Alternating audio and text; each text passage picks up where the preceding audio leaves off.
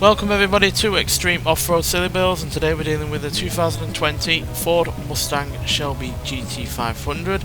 Now this has 1,176 horsepower, 910 pounds-feet of torque from a 5.7 litre supercharged V8 engine. The car itself now weighs 3,359 pounds, has off-road tyres, all-wheel drive and off-road suspension, and it can now do 0 to 60 in 1.906 seconds, 0 to 103.776 seconds, and going to a top speed of 241 miles an hour. So the top two fastest Forza that we've had on this series so far have been the pre-modded Hoonigan Ford Bronco and the Ford GT40 Mark 1. But yeah, no real expectations with this, because it is a muscle car at the end of the day, and this isn't what it's meant to be doing. But then again, with the GT40, that wasn't really meant for doing this either. So yeah, and that was ludicrously quick. So yeah, it's a good surprise, or it could be a handful. Really, I don't think it's going to be one of those cars that is going to be a middling, because it's got plenty of power, plenty of torque. Yeah, really rather good handling as well, even if it's on off-road tyres and dealing with off-road elements. It's still got superb handling. Even with the all-wheel drive system, which it seems to be handling well. We shouldn't be falling over either, like the Ford F-150 pre-runner, I think it was, from Diverty Design, which fell over twice, becoming one of the slowest cars that we've ever had on this series, despite, its off-road capabilities and huge levels of power. So it should at least be quicker than that. This is actually the 13th Ford that we've had on this series so far.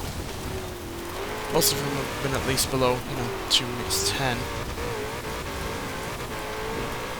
that Hoonigan Bronco and the Ford GT40 are both in the top 20, so yeah, Ford have done reasonably well, to be honest, although they're cars that you'd expect to be quick, like the Escort rally car and that Liberty Design pre-runner that I was talking about earlier.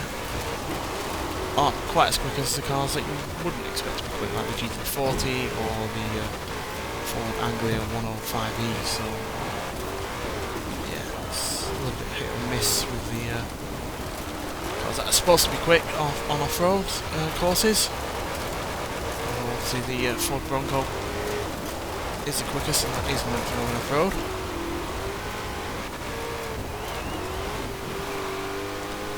Yeah, this is going to be quick. It's going to be our quickest, probably, is it? I think we just squeaked ahead of the Hoonigan Bronco, to be honest.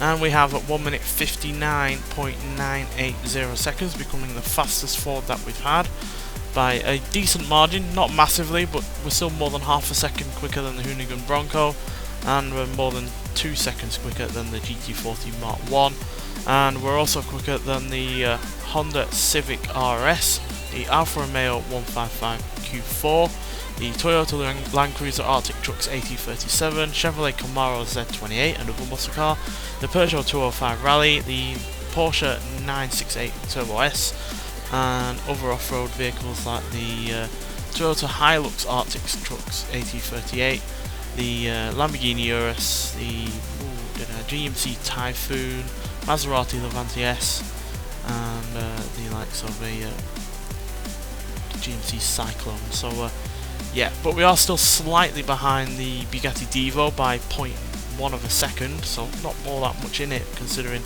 that Divo had far more in the way of power and was also all-wheel drive standard, as well as the ATS GT, McLaren F1 GT, Cummins XCC GT, and the TVR Cerberus Speed 12. But yeah, still cracking, but it is the lowest of the just under the 2 minute mark cars that we've had. But it does go into the top 10, knocking the Honda Civic RS out of that top 10, meaning now our entire top 10 are full of cars under the 2 minute mark. So yeah, and mightily impressive from this as well, given that it wasn't meant for all-wheel drive, wasn't meant for going off-road, and yeah, it has more power than it was even meant for. Granted, it's not massively more powerful than what it had. It's only about 400 horsepower, because it already had 760 horsepower to start with. But it's still a fair chunk more than it was ever meant for. So yeah, really impressed by this, and yeah, it just goes to show cars that are meant for going off-road aren't generally the quickest vehicles on this series. Nonetheless, thanks for watching, and I'll see you in the next one. Bye.